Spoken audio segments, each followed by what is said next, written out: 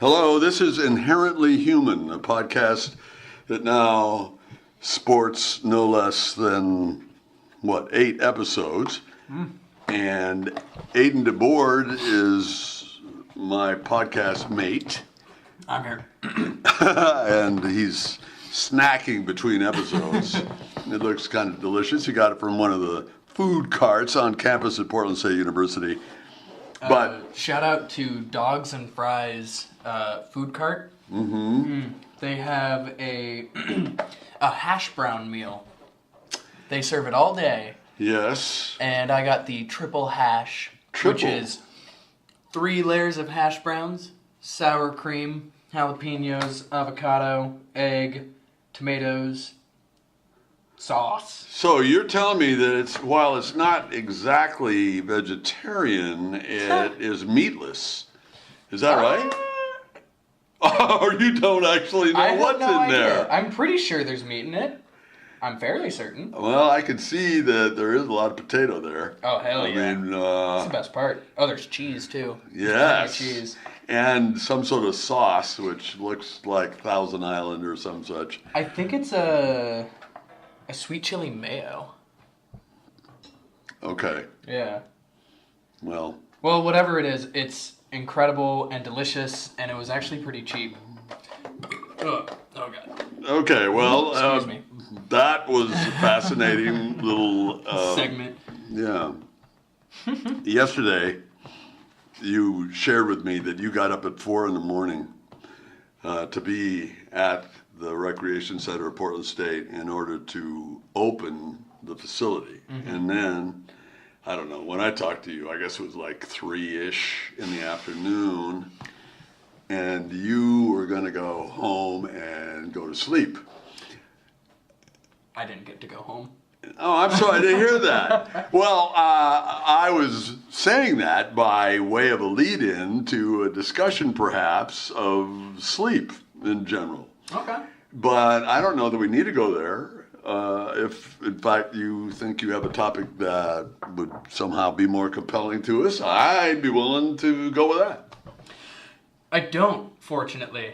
I think this is going to be a gym episode. I think this is where this is going. Well, I am interested in sleep issues in part because while I was talking to him about the pleasures of falling asleep, like somehow early in the afternoon, for me, psychologically, what can happen is I somehow believe I'm still awake. So I have really vivid dreams. And it is a pleasant phenomenon to kind of think that you're in reality taking horrendous chances that would certainly kill you if this thrill ride that's going on were happening in real life. Oh, okay.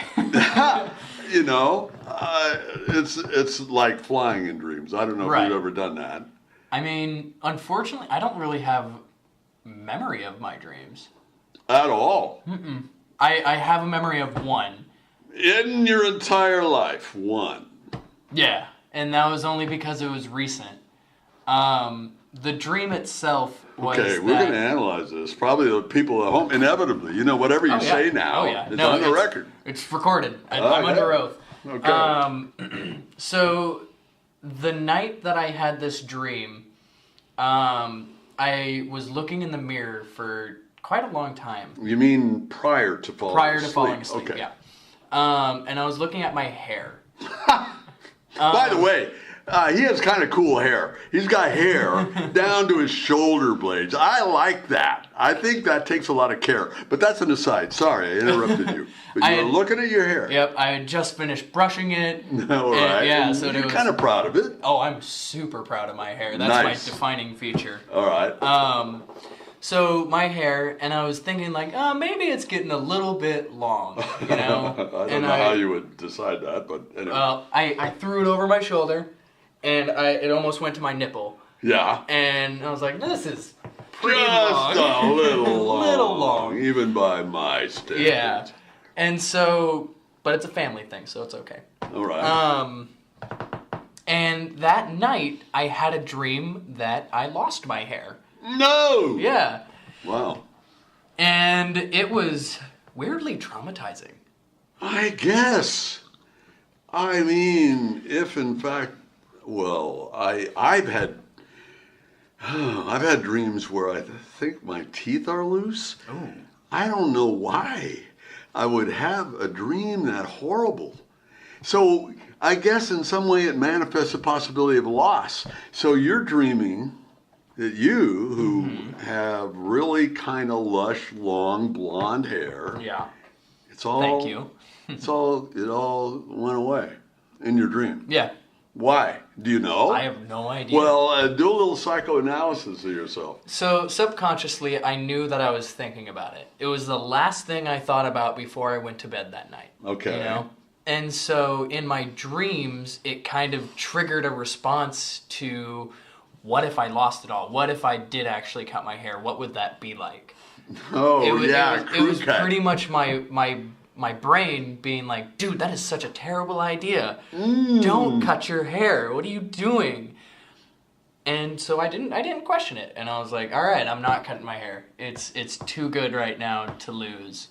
And So, okay, so your dream reinforced a thought that you probably would have had anyway. Really. So the thought, it was kind of one of those weird decisions of, do I cut my hair or do I keep it long?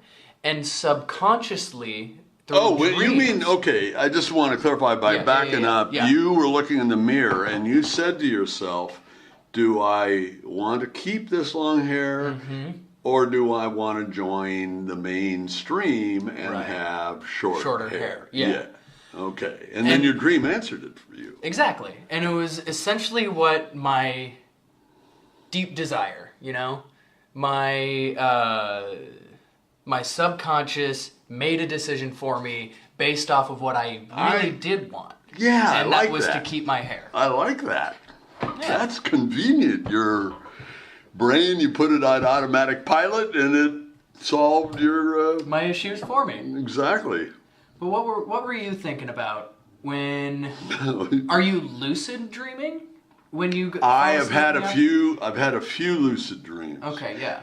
Because there is a series of books by a writer who was very popular in the 70s, which is more, I guess, my era when I was exploring various states of being, mindsets of various sorts, and among old them, were you at this time? well, do the math. I must have been somewhere in my 20s and 30s when I started reading this writer named Carlos Castaneda. Carlos Castaneda talked a lot about the use of mescaline as a hallucinogen, and he talked about Indian cultures where spirituality goes along the lines of spirits in the desert and how those spirits can give you power.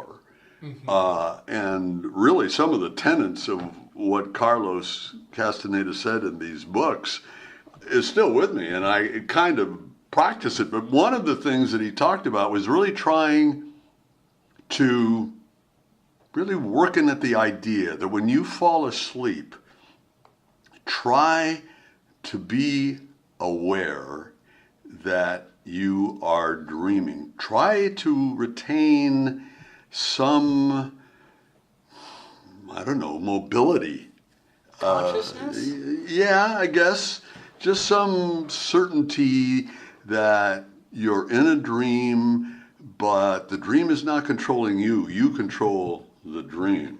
Okay. And the instruction was that you look around this environment and remember what's there. It's not the real world, it's a separate Right. reality. Yeah. But the contention is that you can learn from that. And it really only happened to me, that capacity to be aware that I'm actually asleep, but I know I'm asleep and I'm in this different world. It didn't happen to me very often. One time it was really quite a foolish dream of me in some freeway rest area parking lot with street lights above the parking area, and I, as some sort of entity, am perched on the street light, well above the parking lot, watching semis go by. I knew I was there. I knew it was a dream. It was a great, really pleasurable sensation of privilege in some way, that I was in two places at once. I see you looking at me quizzically here. In the dream, you had a pigeon perspective. Yeah. Well, I didn't think of it as a pigeon, but yes. Well, I mean, the only thing I can think of perched on top of a Indeed, light in a rest indeed. stop I mean, is some kind of bird. Right. You're right. I mean, I, however, have had flying dreams where I knew I was asleep, Yeah.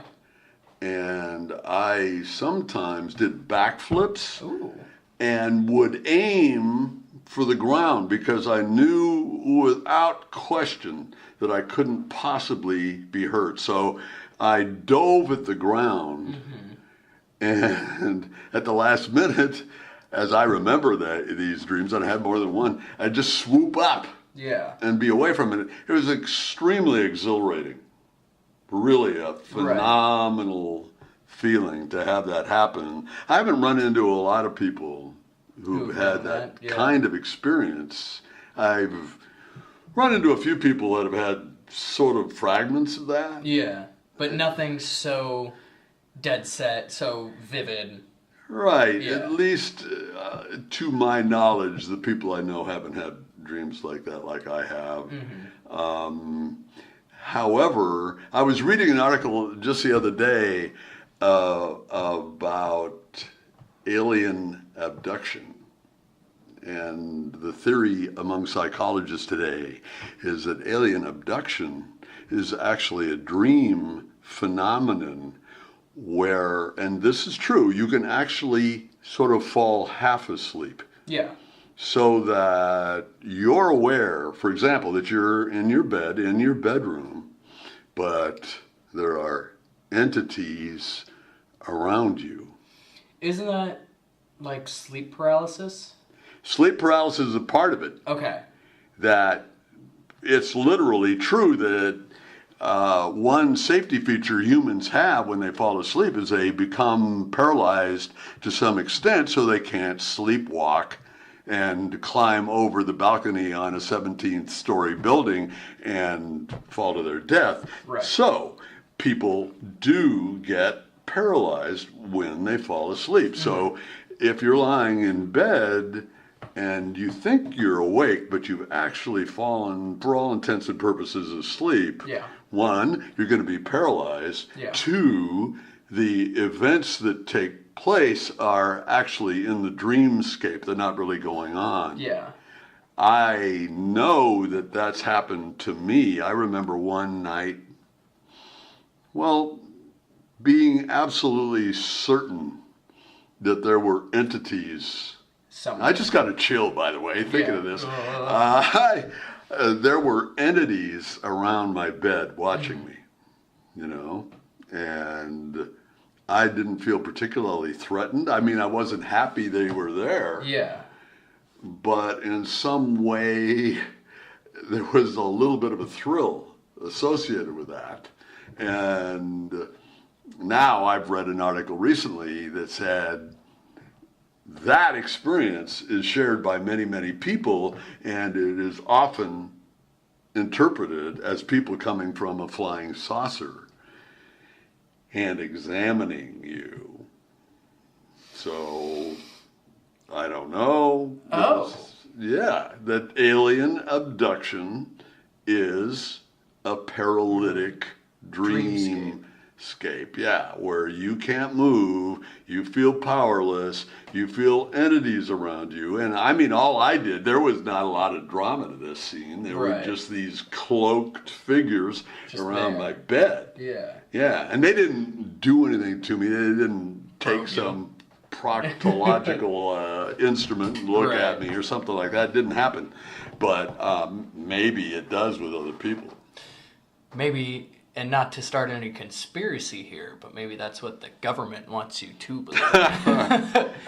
Just keeping aliens under wraps. It's all dreams, everybody. Dreams Yeah. and weather balloons. Well, except that in my case, unless you want to say that indeed there really were sort of supernatural creatures around my bed, I guess that's a possibility. Do you believe in ghosts? My mind goes to a place when someone mentions ghosts where I think, which is easier to believe, that a person hallucinated or that there really are entities floating around who were once alive, but their essence has not left the earth, and they have some sort of agency. That is, they can decide to move from point A to point B. Mm-hmm. And I guess I lean on the side of it's Hallucinations. someone's imagination. Yeah. Well, what do you believe about that? Have you ever seen a ghost? I feel like I have. Yeah? Well, yeah. do you feel like you have? So, one of those memories, and I do remember this. This was an actual memory in my life. I can reference this, but of course I was the only one there, so I don't really have like... I don't care about that. I'm going to believe you. Okay. Yeah. So, I was at my grandma's house out in Colton. All right. And that is an area where it's very rural, right? And the Very. nights are dark. Yes. Okay. It was the Old evening... farmhouse or something? No, it was Okay. a regular house, Sorry. but on land. Go ahead. Yeah, no. Yeah. And it was very weird. So I went out into the garage because I needed to get something. Everybody was inside. And at the time, my grandma's garage was a chaotic clusterfuck. It was just stuff everywhere. It was a maze to get in and out of there. Yeah. And I tried looking for something, and then I couldn't find it, so I tried going back, and there was just one little light in the garage.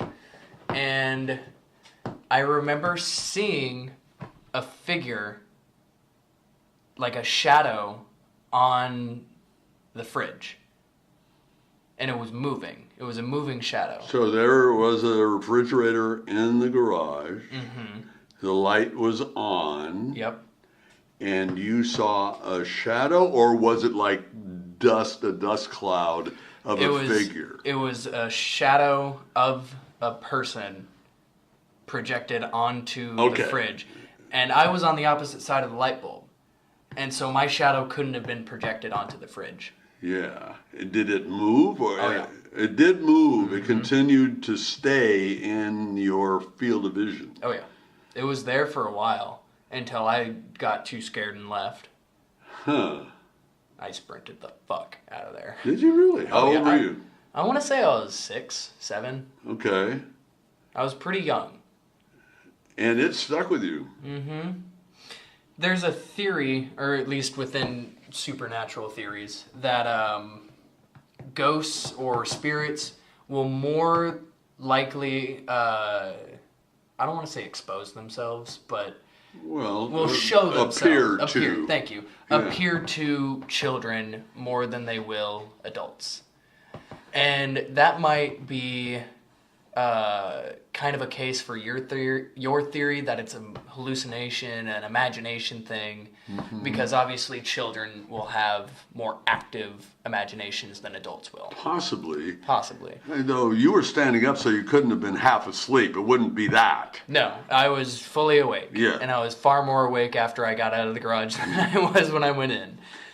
I remember Colton as being somewhat of a spooky area. I don't remember. I think when I was very young, we had friends that lived out there that my folks visited. Mm-hmm. And there was a creek, and I remember walking on a dirt road at night, and I think the moon was illuminating the landscape, and it all seemed weird and vaguely threatening. I don't know if you felt that way about being out there. I suppose not. No, really. Because I associate it with my grandma. Yeah, exactly. And I love her, so it's... Right, so it's really positive in Yeah. that way. Yeah. But admittedly, the area can be pretty spooky. Yeah. Absolutely. It can get very creepy out there and very tingly I guess is the best way to put it. Just because it's a rural area. I have a friend that was an adult. He was somewhere in a house that was not their house, as maybe in a guest room. They were both in bed. My friend Greg and his wife were in bed, and suddenly, by the dresser, Yeah. a slightly older than middle-aged man appeared. Didn't walk into the room, he just suddenly was there. Yeah.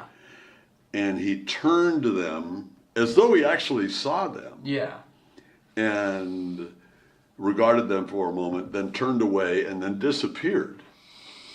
Now, Greg says that he turned to his wife and said, "Did you see that?"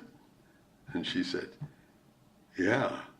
And they both agreed that it was a middle-aged or older man that looked at him, looked down towards the dresser again, And then disappeared. Yeah. Ah, I'm spooked. So what's the I'm chilled. theory behind all You see that?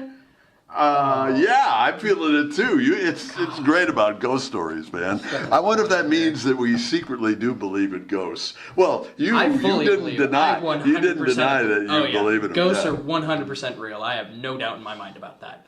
Okay, is that the reason, that one experience, or do you have further evidence that supports the theory that they are real? That's my strongest piece of evidence. Yeah. I have other, spook stories, whatever. I'm pretty sure the house that I grew up in, the house that my parents still live in right now, Yeah. is haunted. What? Oh, absolutely. Even my brother said so too. Dude, Yeah. give me an example. Well, okay, but you have not seen the ghost, so how do you know they're haunted? So, there were several instances in my childhood and actually all the way up until high school. There's a couple stories in this. There was one day where I was brushing my teeth in the bathroom and someone poked the shower curtain from the inside. Oh, I would hate that. And I opened it and there's no one there. Oh, of course not. So there was that. Oh. There was another no. time I had this Hot Wheel set. Yeah. It was like a Shark Attack thing, and it had voice lines and everything. And I remember walking downstairs into the laundry room where I kept it, and I wasn't planning on playing with it at all, but it was there. And as soon as I walked in the door, one of the voice lines went off, and the voice line was, "Are you scared?" See, that just creeps me out so much. I just felt an adrenaline rush. Look at my arms. Look at that. Yeah, dude. It's insane. Oh, man. And so that voice line, that very specific voice line, went off as soon as I walked in. Yeah. And it never did it again. And when I looked at Are it, you scared? it was off. What? Yeah. That's my scariest one. I hated that. How long did it take you to scared the come shit out of down? me. That's an adrenaline high, like the nightmare high. You probably haven't. I didn't really process it at the time. Oh, what? You just tried to forget it then? Yeah. I mean, it happened, and I answered back. That What? was the thing. You actually talked to whatever? Oh man, that took courage, I would say. It was one of the. It said the voice line, "Are you scared?" And Yeah. Yes. Oh. Turned the light on. Nothing was there, and I looked at it, and it was off, and I was like, "That's fucked." Oh man, so you kind of directly chose to communicate with the spirit world. Dude, Whether they heard me or not. I'd say that's kind of ballsy of you. Oh, I thank you. Yeah. But then. So my room was downstairs in the basement, and Yeah, that in itself could. pretty creepy, yeah. Yeah. And I felt this for years. I felt like I wasn't alone in that room. There was a massive amount of there was an unusual amount of space in there because it was supposed to be the guest room. Yeah. But I took it as my own, so I didn't have to share it with my brother. Right. And there was a lot of dark, empty space In the basement. in the basement. I used to dream. I used to have nightmares about the house I grew up, the basement was so scary to me psychologically. Yeah. And so I always felt like I heard things. There were several instances where I could have sworn I heard someone whisper my name. No. And then I would wake up. There were a lot of times where, oh God, I'm really scaring the shit out of myself. We're right in now. a library in daylight. We're fine. I know, and you're here. It's, God, just to think that I lived with this for so long. Dude, And unburden yourself. I'm trying. Open up. You, all the listeners are my new therapist. Yeah. And, oh God, there were times that I would wake up just randomly in the middle of the night, like 2, 3 a.m. in the morning. And I wake up and I look around and I feel a presence. Uh-huh.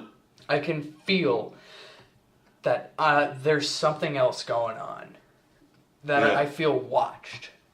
I feel like there's something in there who's looking at me. Wow, and you still went down there willingly every day. Every night. Because it didn't happen every night. No, it happened some nights. but you had that experience as though maybe they weren't always there, but they're there sometimes, and you were not in control of when they'd show up. No, absolutely not. And so I'd wake up and there were some times where I felt the presence so intensely that I would ask. I was like, who the fuck is there? That's what knocks me out about you, that instead of clamming up and just being scared, you seem at least somewhat willing to engage these supernatural beings. I can't imagine doing that, really.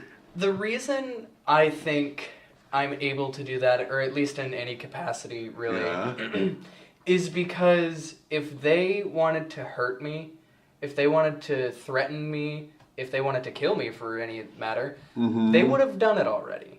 You know? Yeah. There's nothing really stopping them from doing it. That's very logical thinking under an extremely, I would say, stressful situation. Though.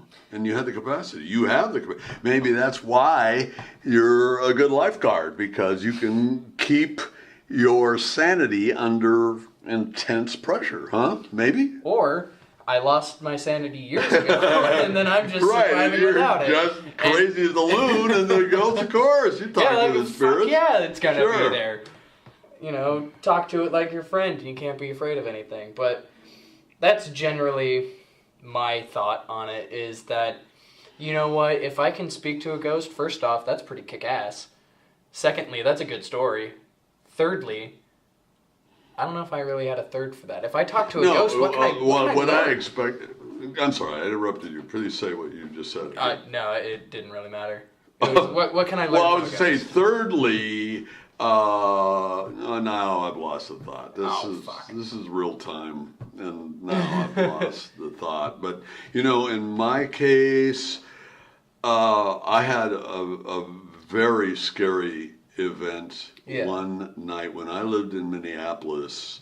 I was lying in bed. I was living in an efficiency apartment at the time, and I heard some entity clear its throat. Only the difference was that it isn't something I picked up from my ears. I experienced this aural sensation of something clearing my throat, and it's clearing its throat. And I thought to myself, am I going crazy?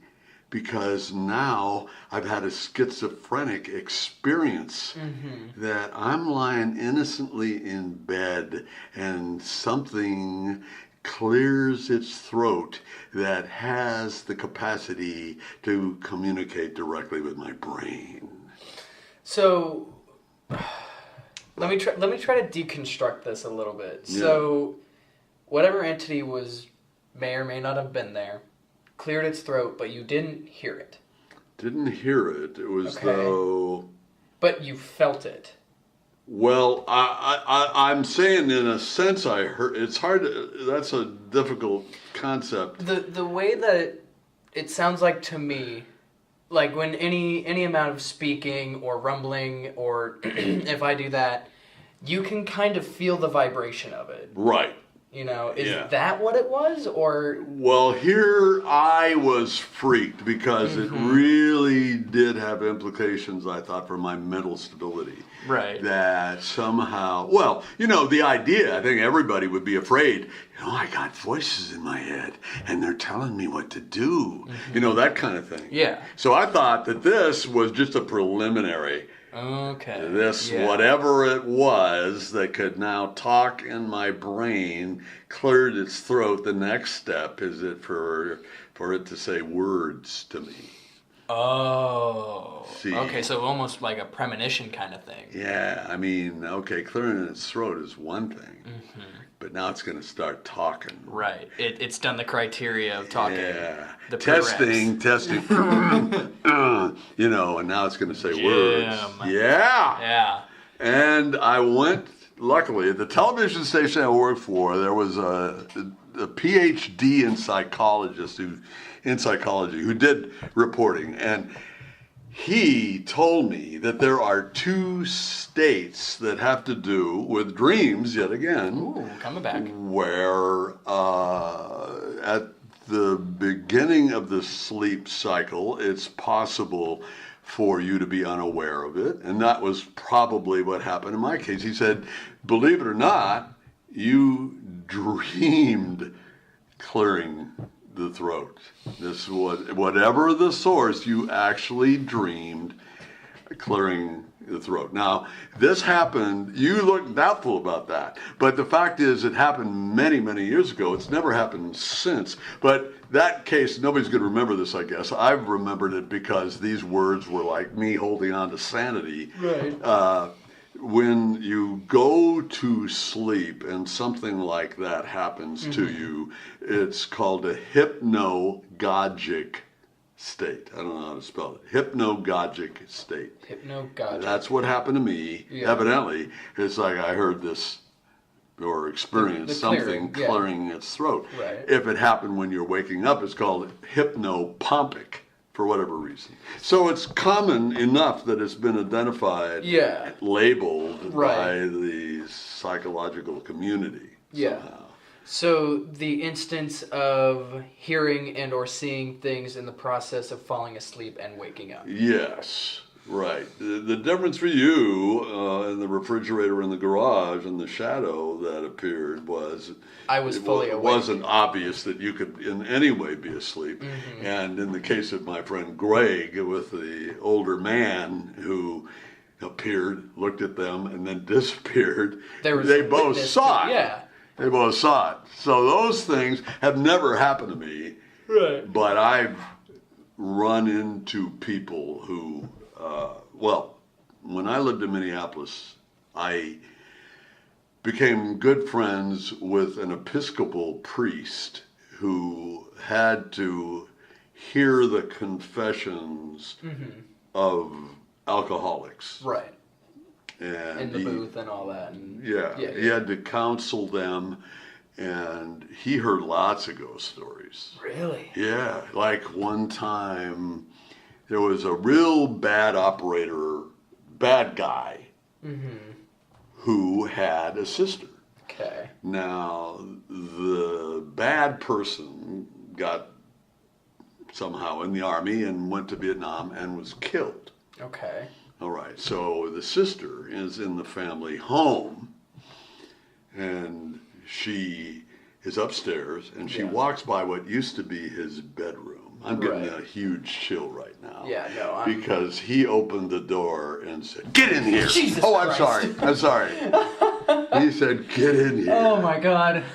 Yeah. Well, she freaked.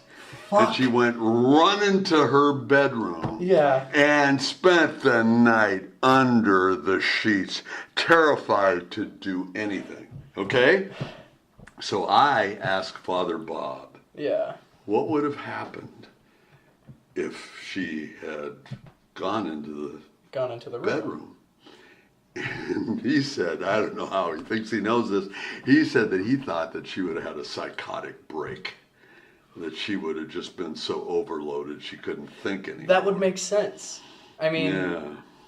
God damn it. That's, when Jim did that, he actually scared the ever-living shit out of me. 100%. I'm sorry I did it. I didn't really mean to do it for that reason. I'm so integrated into these stories. I'm so fucking spooked right now. Ooh, God. Happy Halloween, everyone. Woo-hoo. Yeah, actually, this is kind of coming up on that holiday, Yeah. and so it's relevant in that sense.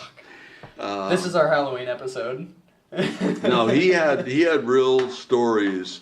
I mean, Father Bob had heard the confessions of people who said, I killed someone years and years ago and I never got caught. Things like that, which people end up carrying around with them, real burdens, which they try to somehow take off their shoulders by confessing.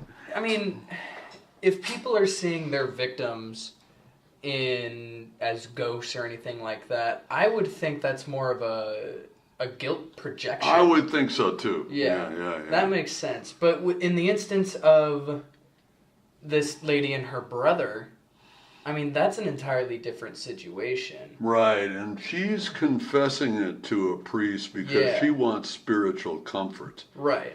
She wants to be rid of the horror of something that actually in her timeline and her reality happened not in some dreamscape, but it happened reality. in the house walking by the bedroom. Mm-hmm. And so to think, what if she did go in that room, she would probably more than likely have a psychotic break. Yeah. In the instance of guilt projection, I guess, because it's her brother and now he's gone. Yes. And so encountering this situation where you fully envelop yourself into the essence of what they were. Say more. What do you mean by that? You fully... So, envelop themselves in the essence? You mean if... I'm lost on the image. Yeah. You say if she walked into the room, she would have somehow entered some psychological framework that had to do with his mind. Yeah, so... And his evil, really. Or his badness, maybe. I don't know. What's the context of him being bad? Well, I don't know what he did, but Yeah. he was largely, I guess, a criminal and had the choice of joining the army or going to jail. Okay. And he was abusive to people in the family, I think, including this woman. Which would make sense. Yeah. I guess what I'm trying to convey is that,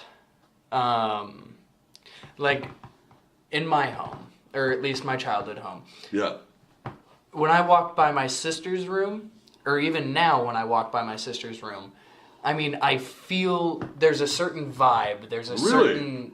Yeah. But it's pleasant, probably. Yeah, because, it's my sister. But it's the mindset that I put myself into. It's the idea that I know that this is my sister's room. This is her essence. This is how she lived. This is her stuff. This is her.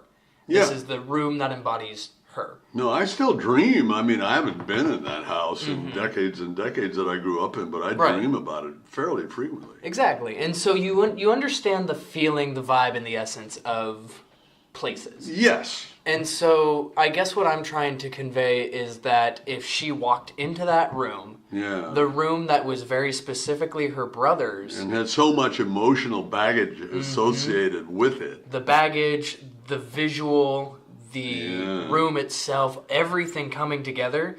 I mean, I wouldn't blame her if she just up and died right there. Yeah. Just completely snapped and done. Right. And therein, I don't even know the definition of a psychotic break, but you know it isn't good. Yeah, no, nothing that has the word psychotic and break one after the other can be stupendous for anybody's psyche. No, it's not you go out for coffee and a donut right afterwards. Yeah. And, shoot the shit with people. This isn't, we're going to laugh at this years from now. Yeah. This is, I'm having a terrible time. I mean, I don't know the name of the woman. I remember Father Bob, he told me the story because it was a powerful story, but Yeah, in clearly. the world, probably to this day, there's a woman who, Has witnessed this traumatic event. it actually happened to her. Yeah. Well, we just hit 40 minutes here. Here in the real world, or at least I'm hoping it's the real world and it's not me viciously lucid dreaming. Hallucinating, yeah. Which is a whole nother thing that we could talk about, but fuck that. So I guess the world is spooky, is to sum up what we're trying to say here. The discourse that can go between y'all listeners and feedback that you have for us is just, do you believe in ghosts? Are you scared of the dark? That kind of thing. Honestly, if we could hear some of your stories about your ghost stories, I mean, I'd be fascinated to hear them. It's always compelling. I mean, I think I'm sort of situated in a personal space where I have a high hurdle to believing in it. Even though, I mean, the physics of vibrations and waves, and our waves, particles, our particles, waves, the quantum world probably leaves all kind of space for what we call ghosts, entities. But do they have agency? Can they think and act and move, or are they just manifestations of energy from the past and have no control? It does sound like, in the case of the woman and the Vietnam veteran who died, him telling her to get in here suggests that he had agency. He could There decide was something what to going do. on there. How? I mean, imagine the hostility. Let's just say, hypothetically, that he was really there. What a cruel bastard. Fuck that guy. Yeah. All right. Well, I'm Aiden DeBoard. I'm Jim Newman. This has been Inherently Human number 9. I think so. 9? And we even include non-human entities sometimes. Just show how liberal we are. We're so inclusive. All right. Well, happy Halloween, everybody. This is us signing off.